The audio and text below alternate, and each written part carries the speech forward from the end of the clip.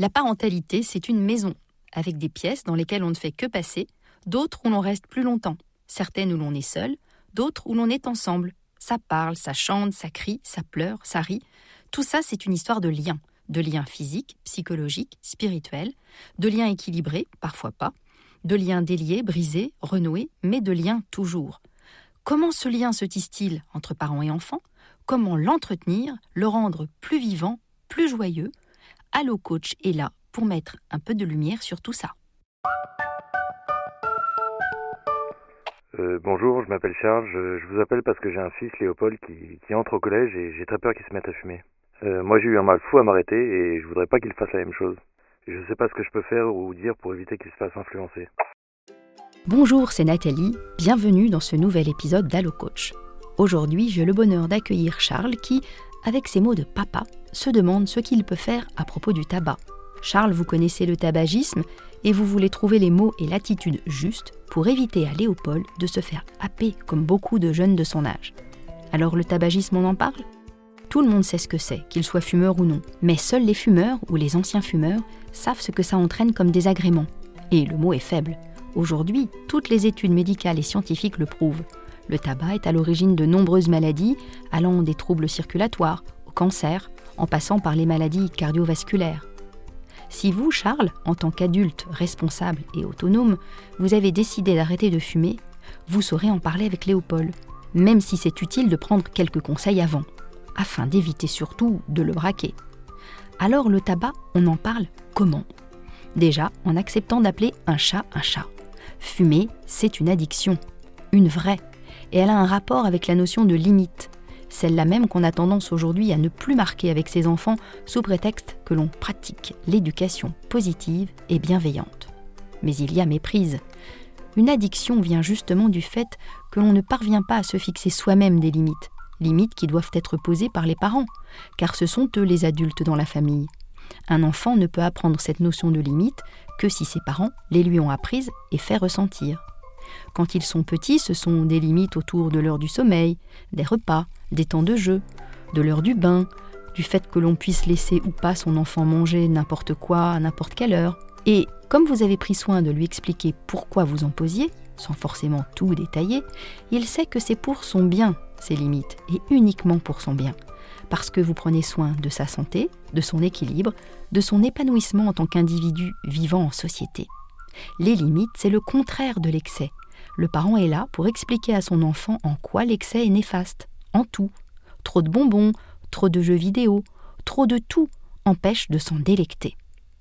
Alors si vous avez pris soin d'éduquer Léopold en ce sens, lorsqu'il sera en contact avec le tabac, les notions de limite, de prévention, de santé, remonteront en lui et il y a de fortes chances pour qu'il passe son chemin sans que vous n'ayez à intervenir. Si au contraire, pensant bien faire, vous réalisez que vous avez toujours satisfait les moindres désirs de Léopold sans qu'il ne connaisse ni la frustration, ni les limites justement, ou pas assez, alors il y a un risque que ce comportement se répète avec la cigarette. Alors, comment faire ? Quel que soit le parent que l'on a été, il y a quelques clés à utiliser. Sachez que les ados ne voient pas les dangers comme nous, parents. Ils n'en sont d'ailleurs pas vraiment conscients et pensent que les dangers, ça ne concerne que les vieux.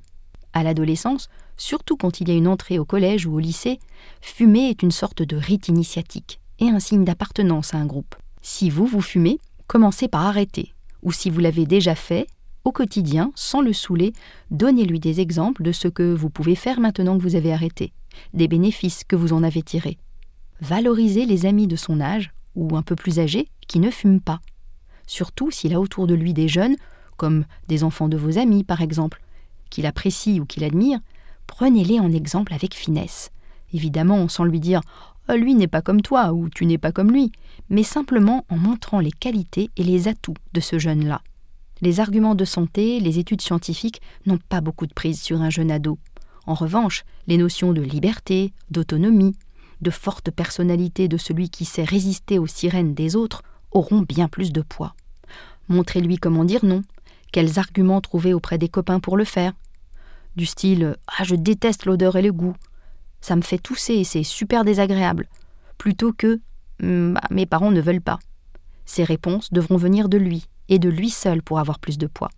Insistez sur le fait que fumer, pour faire comme les autres, est plus une marque de faiblesse qu'une richesse ou une qualité. S'il a une petite copine, ou même s'il est juste amoureux, et que la petite copine ne fume pas, dites-lui sans insister qu'embrasser un cendrier, ce n'est jamais très agréable. Parlez-lui de tout ce qu'on croit être vrai à propos du tabac, mais qui est faux. Comme par exemple, ça détend, en fait, ça stresse. Ou ça donne un style, pas vraiment. S'il est déjà fumeur régulier, proposez-lui d'en parler réellement.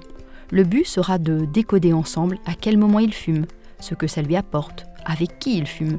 Trouvez alors des situations de remplacement. Par exemple, s'il se plaint d'être seul et d'avoir envie de fumer à ce moment-là, inscrivez-vous à une activité avec lui. S'il est stressé, offrez-lui une séance de hammam et de massage en duo avec lui par exemple, ou un atelier de cuisine à faire ensemble. Encore mieux si ce sont des situations où le tabac ne peut pas être présent.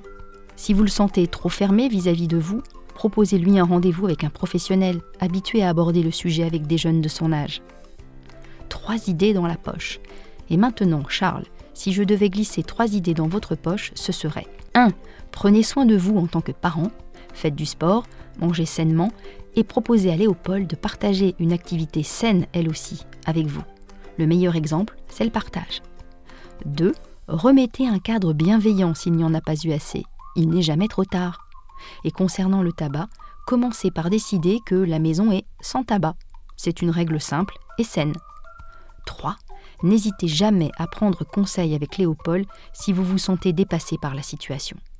Le petit soin qui va bien ? On en a parlé. Un moment très lié au bien-être corporel, comme un massage à vivre en duo, c'est une excellente idée.